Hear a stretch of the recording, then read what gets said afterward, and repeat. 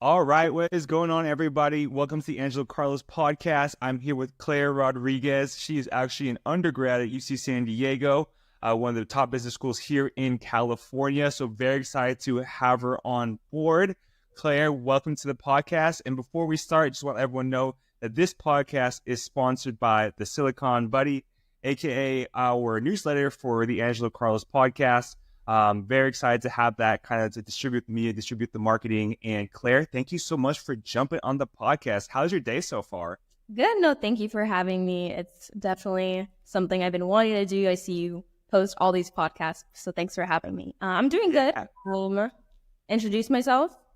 Yeah, why don't you tell us a bit about yourself? Where are you from? Where do you go to undergrad? And just a little bit about yourself. Any fun facts about yourself? Yeah, so I'm originally from Long Beach, California. Go Long Beach. I'm a fourth-year student at UC San Diego studying international business. I have one more quarter left, which is awesome. I'm also going to Spain technically in the summer, and I'm still going to be a student here, but I'm going to walk in June. And yeah, that's a little bit about me. I love working out. I love baking. I love hanging out with friends, and recently got into house music, so on top of that. That is super cool. Yeah, I know you're a big fitness head.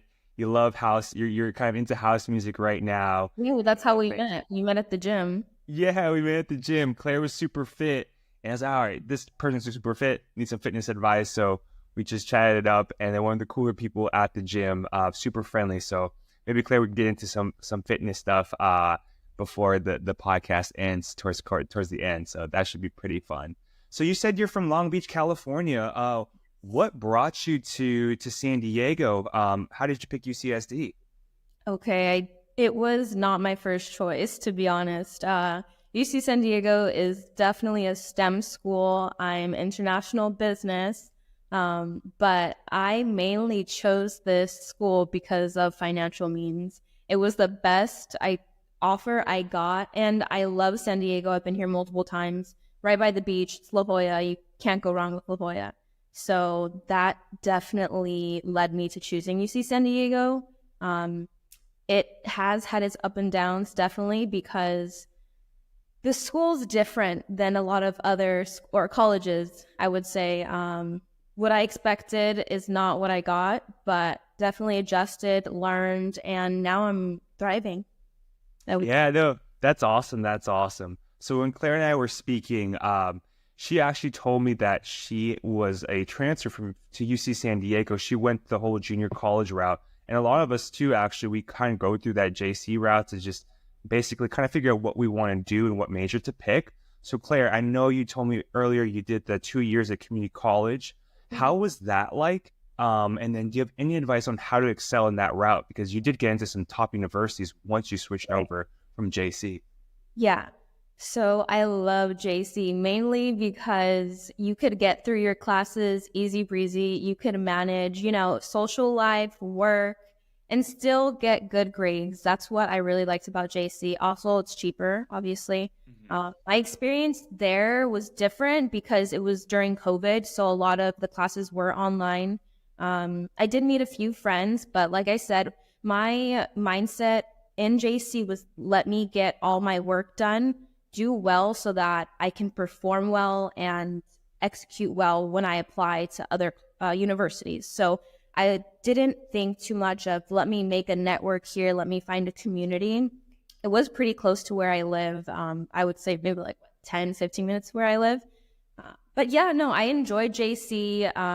I do think, though, if I had to give advice to students going from JC to specifically UC, University of California, I would say, keep constant track of what you're doing and to keep pushing yourself, because JC is a bit easier than what you would be having at a university, because the classes are much faster considering the fact that it's on a quarter system where a JC is on a semester. And also the teachers are so kind, loving, lenient in JCs. And when I came here, I was a little bit taken aback because professors, it really sucks to say, but a lot of them don't care if you're like struggling. If you can't keep up, that's your problem. You need to figure out how you can keep up with the class. They're not going to slow down. They're not going to treat you like, you know, obviously not like a kid, but in JC, I felt more assisted.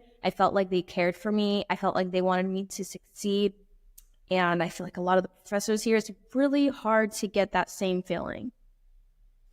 No, I agree with you there. I think I experienced similar things at UCLA too. I think the sentiment is that the UC schools are heavily research based, right? So a majority of the professors, right, their income or the way they perform is based on their research, getting those grants.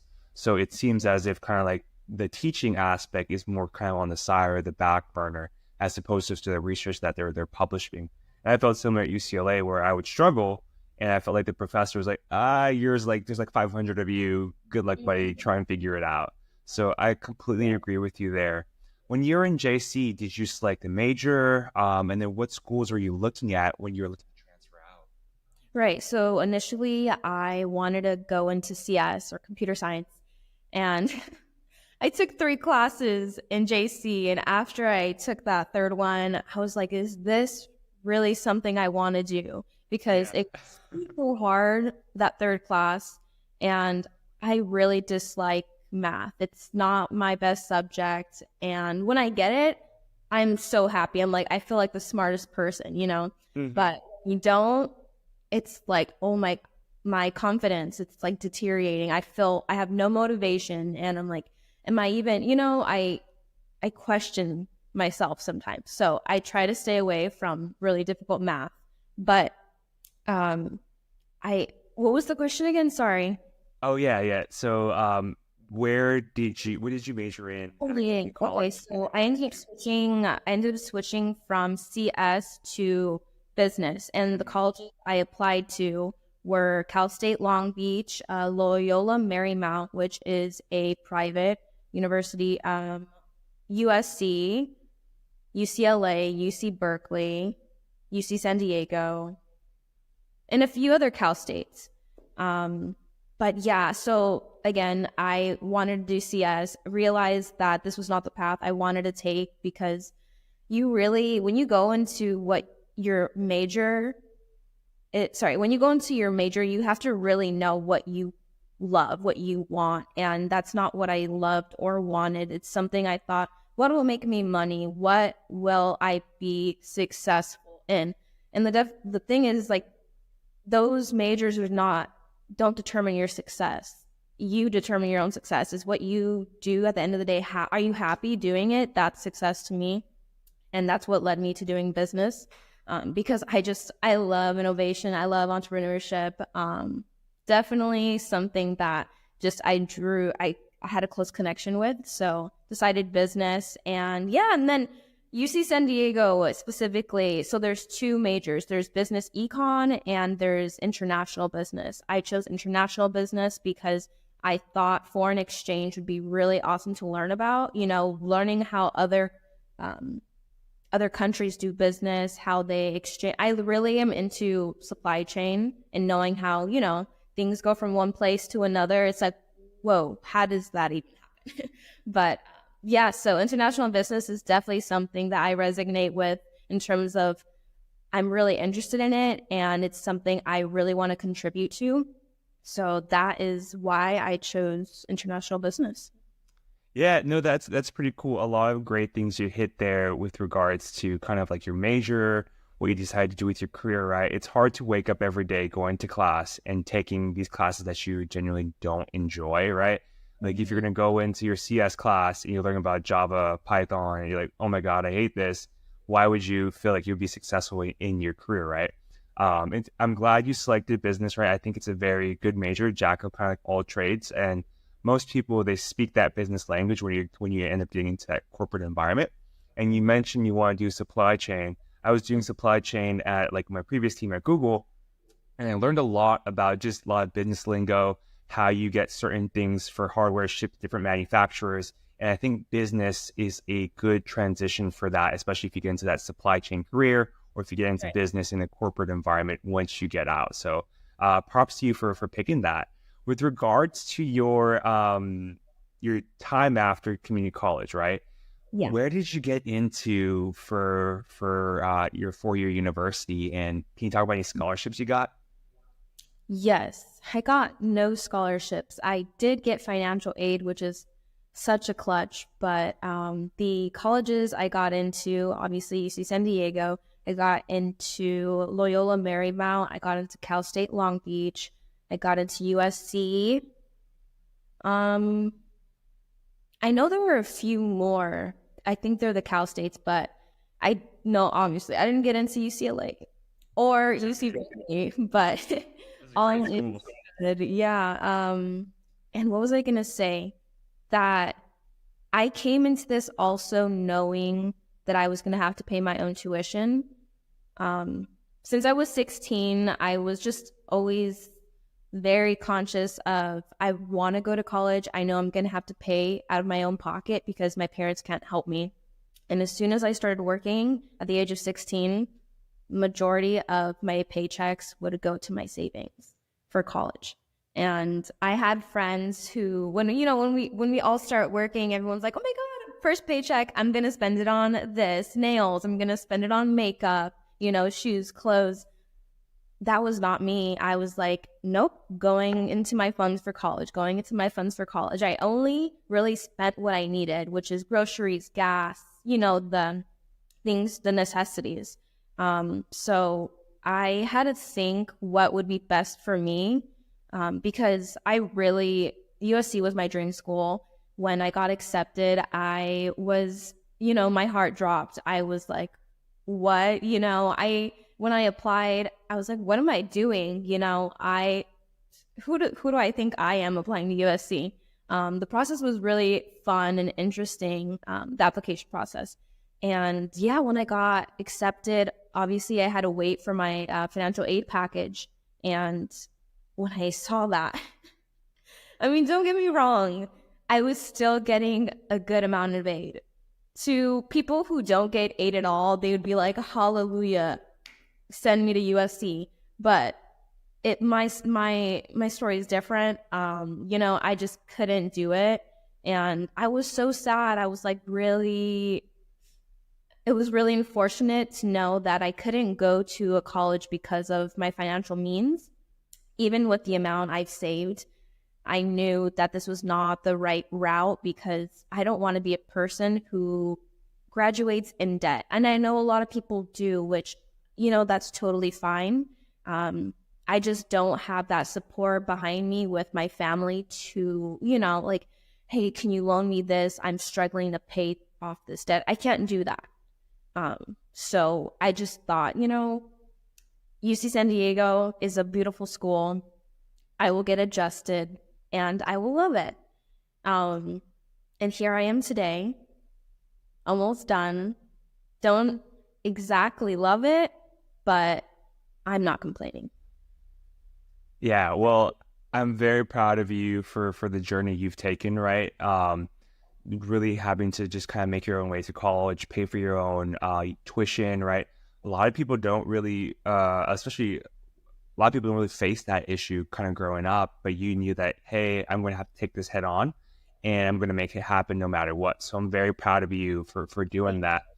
I was in a similar situation too. For undergrad, I had to pay for the UC fees, and then for grad school too, it's like another big chunk of money, right? Yeah, coming from, I think you and I are both said we're like first gen, I believe, right? First generation family. They come to America for us to live that American dream, and then we just got to figure it out. But the fact that you had the basically the wherewithal to do that and make yourself figure it out, I know everything's going to work out. So don't ever feel like you're alone. I made it happen. I know you can make it happen too. Always here to help you out if you ever need any advice. But very proud of you for doing that. So you picked UC San Diego because of that great financial aid package. I would have done the same. There's so many people I've met at REMAC who are here at UCSD because they got the full ride or because they got great financial aid. So you're not alone there. And how are you liking it so far? Right. Yeah. So I'm currently a promoter at Nova and Bloom nightclub. They're like the hottest new bars, or not bars, clubs in San Diego. And I originally applied as a college affiliate intern. And when I got an email back, I was like, whoa, because it's owned by Insomniac, and Insomniac It's honestly is a huge company, and I love house music. So this was like my dream, my dream come true right now.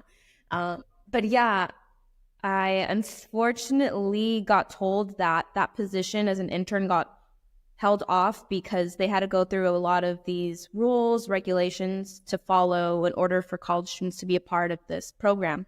Mm. So right now, I am just a promoter for Bloom and Nova, and I do get some perks here and there. But I was also given an internship with one of the artist license who I was working under. Oh, congrats. Yeah, thank you. When I got hired as the college affiliate intern, and he told me that they had put a hold or stop to it, he told me he felt bad because he knew how much I really wanted the position.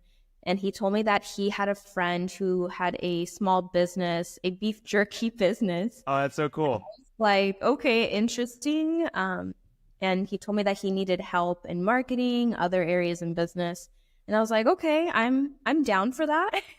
Then he ended up telling me, like, giving me way more information about this company. It's called the High Ground Beef Chips. Now they're beef chips, not beef jerky. They switched over, but it is a small company, but I just started working for them like 2 weeks ago.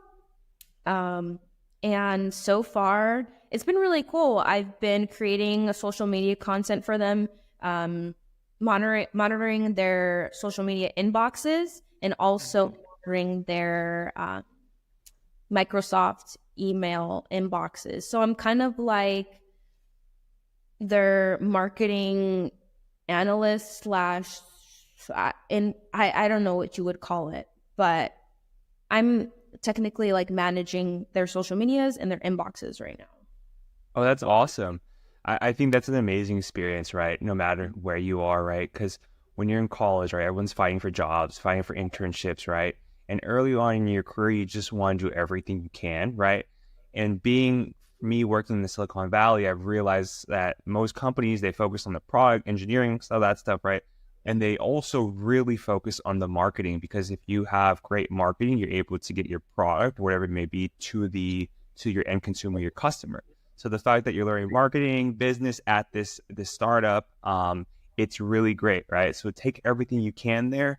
And then when you do graduate and you say you stay there, or you say you want to go find like another company, you have that treasure chest of work experience that you can bring to the interviews now that most people won't have because they haven't worked in internship, they haven't worked in jobs like yourself. So I think that's an amazing experience, and just take it for what it is, and I think you'll do great.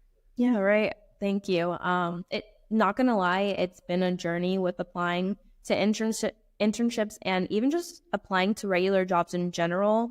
We do have Handshake, which is like an app or online platform. Does UCLA have that too, or is it for all UCs? Or Yeah, Handshake is huge. It's like a lot of the universities, they have Handshake, which is like your internship platform. I've had friends get jobs through Handshake. I also have friends who actually work at Handshake in San Francisco. got it. They're going through hyper growth right now, and they've actually hit a lot of schools now. So if you want to talk about a little Handshake for our viewers, what is that? Well, for me, it has been a platform that I've applied to so many jobs and internships for, and have only scored one. But the thing is I hear too many times that, you just got to keep applying. Apply to 100, you'll hear back from one. And it hearing that, it's like, okay, you're not the only one. There's a lot of people going through this.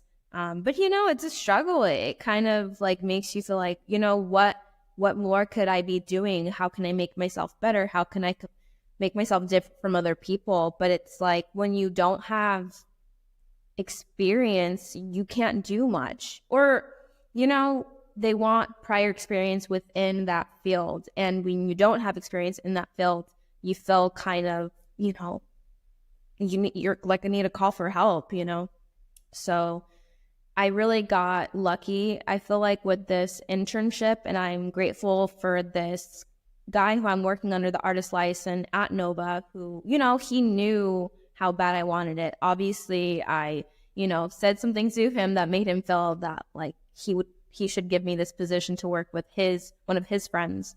So it's been a tough road, and to give any advice to people who are applying to, internships, jobs in general, I think your best bet is once you do get a interview, really just being yourself and telling them who you are. Don't lie, don't fake it, because I think first impression is such a big thing. When you meet someone, it's not like, okay, tell me all your skills, tell me all of this. It's like I feel like a lot of people want to get to actually know you. And once they get to know you, you can kind of break down their walls and really make a connection with them. And once you make a connection with them, they'll feel more willing to bring you in my opinion, or, give you a hand. That's how I feel. Yeah, no, I agree with that, Claire, especially when you interview for a job, right? At the end of the day, the person you're interviewing has to be, like, of course, right, know what they're doing, technically, like, capable to do the job, but 90% of it, too, is that, do I enjoy working with this person? They'll be next to me for most of the day. Can I see myself doing well with them and excelling, right? So that's some great advice you have for our viewers, is to just really be yourself, and really do your best to get along and establish that relationship with that interviewer. Right. And you touched upon the job process. How am I supposed to get a job if you want experience? Mm-hmm. How am I going to get experience if I don't have a job, right? Mm-hmm. The good thing with you now is that you do have that Nova experience under your belt. You do have that startup experience under your belt as well. And when you do your resume now, people will see that, okay, she has the aptitude to excel in these roles, so she can do well on these other roles that we may have, right? So that's a good thing with you. You had great networking skills to land these roles. So great job there with you. Yeah, just as long as you get that one, just do well in that one internship that you get, and that can take you so much further. Agreed. That's 100% true. So proud of you for that, Claire. I want to ask you now what your plans are for graduation. I know everyone's life changes like in a blink, right? So do you plan on kind of going to grad school? Do you plan on staying at this role, applying to go to corporate? What does future Claire have in mind? And what are your thoughts? Okay, so I have thought about grad school, and I was actually in the process of applying. And I needed to get letters of rec. So you even told me you could write me a letter of rec. Yeah, let me know. I got you. And I did the whole application, and as soon as I was going to press submit, I stopped myself.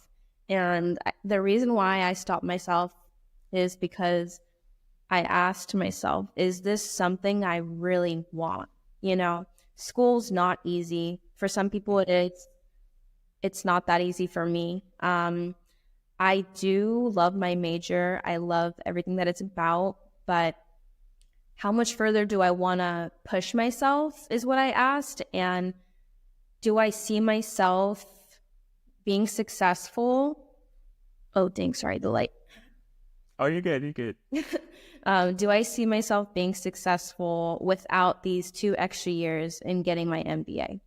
And it took me a while, but I told myself I'm going to give myself a little break because I am going to study abroad in the summer, but I'm basically taking classes that I want, like elective classes, because by the time I study abroad in the summer, I'll be done with all my major classes. I will have walked with my class in June. I'm just not petitioning to graduate, so I'm just not writing it on paper yet. And then when I come back from studying abroad, that is when I will petition. But yeah, so I thought about it and I said, you know what? Just give myself time. I don't know where I'm going to be in a year from now. I don't know where I'm going to be in 2 years from now. But as long as I keep pushing myself, I can see something good coming of it. And, in that time, if I really do want to come back to school and further my education, then I will. I don't think there's anything bad about taking a break and then coming back to something, because you put your heart, sweat, and tears into school for 4 years, and that's already very, tiring. Some people have that motivation to keep going, and I give props to them, but is this something I really wanted? I wasn't sure. So that is why I did not press that submit button. And I was like, dang, I did this whole application. I wrote like my letter that I needed to, explaining everything I had. But anyway, I think that's great because you mentioned an MBA, right? Most people, right, if it's like a 1-year master's, they'll go straight out of undergrad, right? Mm-hmm. But I've noticed like for the MBAs I've like worked with, right, or at UCLA, who have worked for a year or two and came back. There's even some who came back after 10 years, or some people who came back after like a longer time, right? Because it's a huge mix. Once you get to grad school, it's just a mix of people, right? And the people who went to the professional workforce and learned a lot being in industry, they are able to really digest the content more and relate more to the case studies that you do, because business school is heavily case study and it's heavily group projects, because in the workforce, it's all working with other people in a group and then like learning about case studies for businesses, right? So I've worked with people fresh out of undergrad, straight after one, like didn't even go to work for a year or two, and they're just kind of like lost. This is all conceptual to them. But I have worked with people who at UCLA who were like one of the founding engineers at Instagram, right?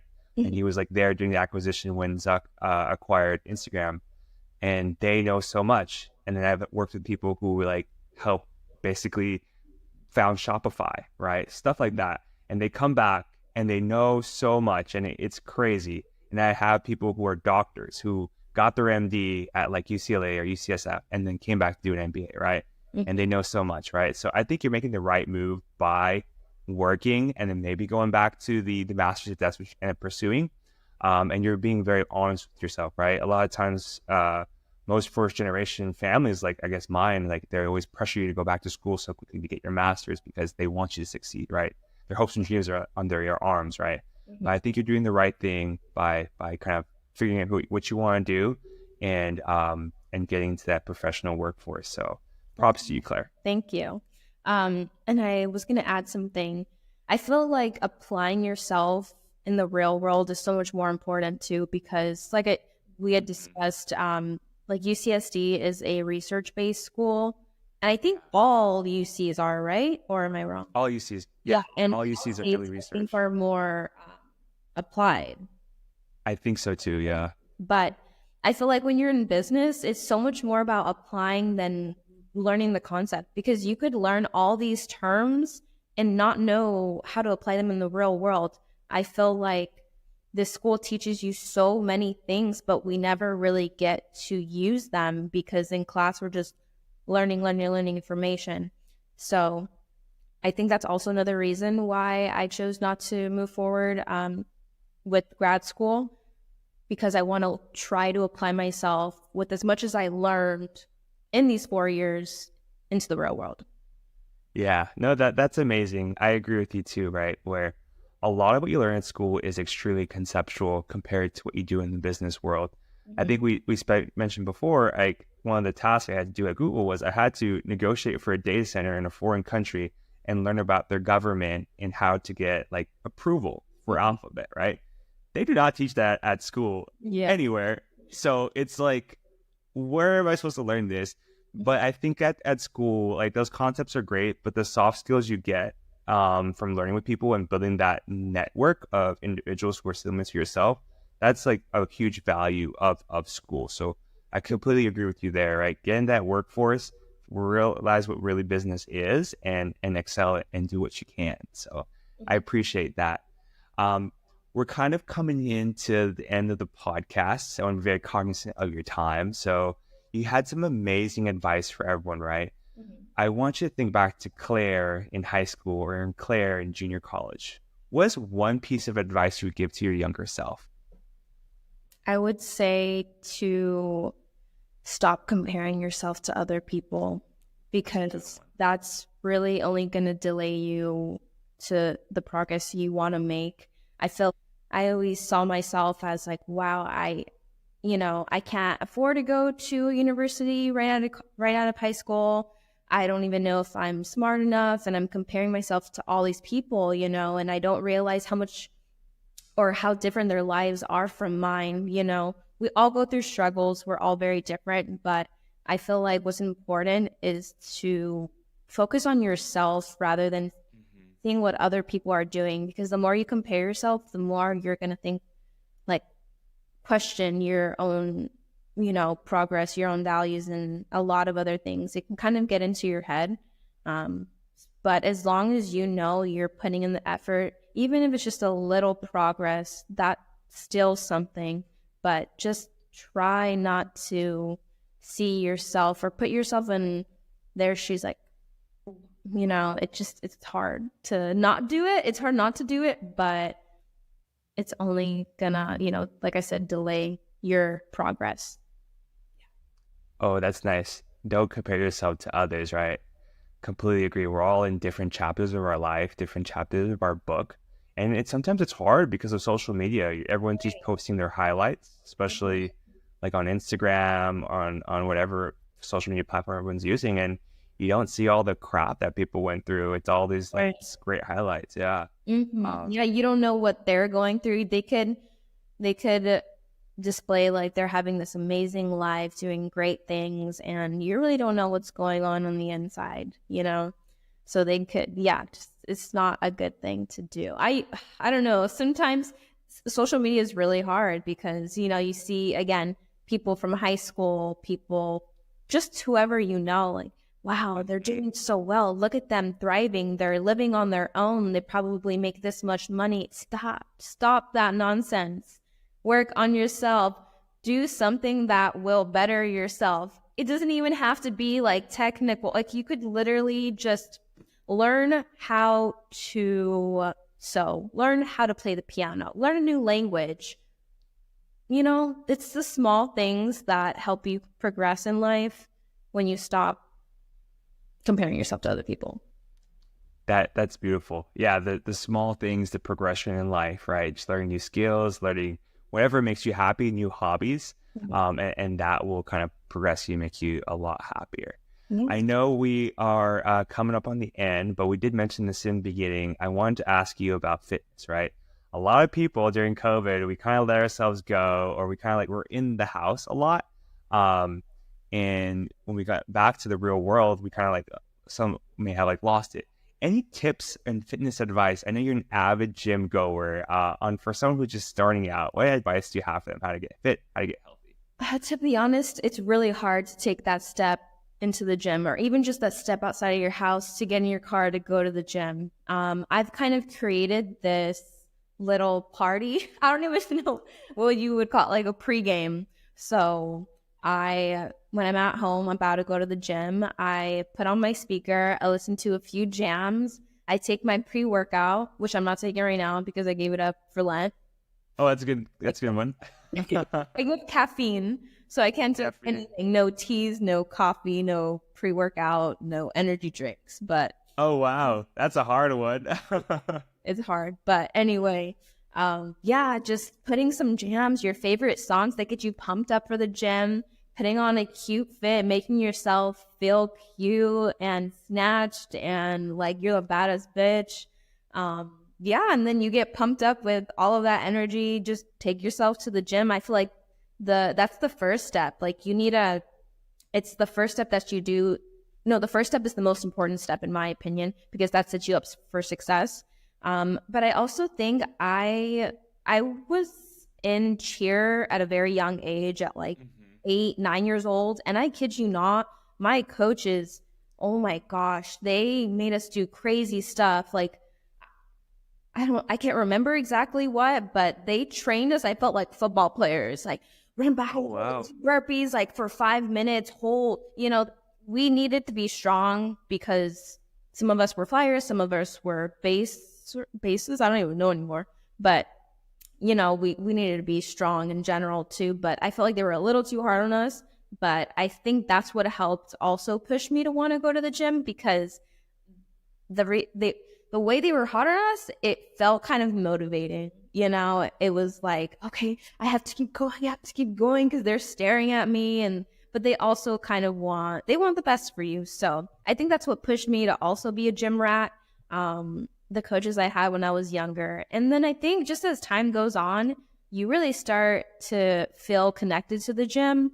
You definitely feel motivated at first because of physical reasons. You want to look good in front of other people. But once you get into the groove of the gym, you realize it's so much more than that.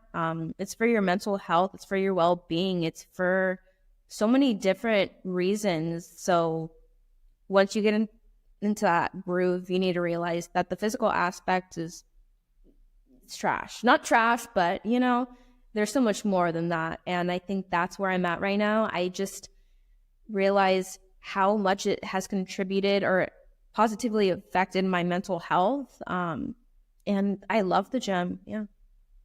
That's awesome. That's awesome. No, that's some great advice, right? It's so good for your mental health, right? And you feel good, you look good when you go in, and you just gotta do it, right? And it's benefited your life so much, and it's kind of become like a part of it. So I appreciate that advice for everyone. Well, Claire, with that being said, we're up on time now. I want to just say thank you so much for coming on the podcast.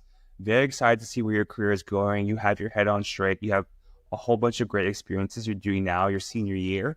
And I think you're going to inspire a lot of people with this podcast episode with your journey from coming from community college, paying for your own college, learning business, and then going to a top university like UC San Diego. So appreciate the wisdom, the advice you shared with everyone. And we just want to say thank you. And thank you so much for coming to the podcast. Thank you, Angelo. And if anyone has questions about UCSD, please come to me. I can try my best to help you. I know the school pretty well now, and I feel like I could honestly be a mentor sometimes. But yeah. Claire's an amazing mentor. Of course. So we'll include Claire's Instagram down below in the description of the YouTube video. So feel free to check it out. Go follow her on IG, and feel free to reach out. She's one of the smartest, kindest people you can ever meet and speak with, and is a great asset and resource to be with. So Claire, I appreciate you. Jello family, thank you so much for watching the podcast. Please like, comment, subscribe. We will keep on continuing to grow the channel. We are officially part of the YouTube creator program, so very excited. Thank you guys so much for that growth. It's been a grind, but we did it. And I'll catch you later, Jello family. Claire, thank you so much. Thank you. So, bye.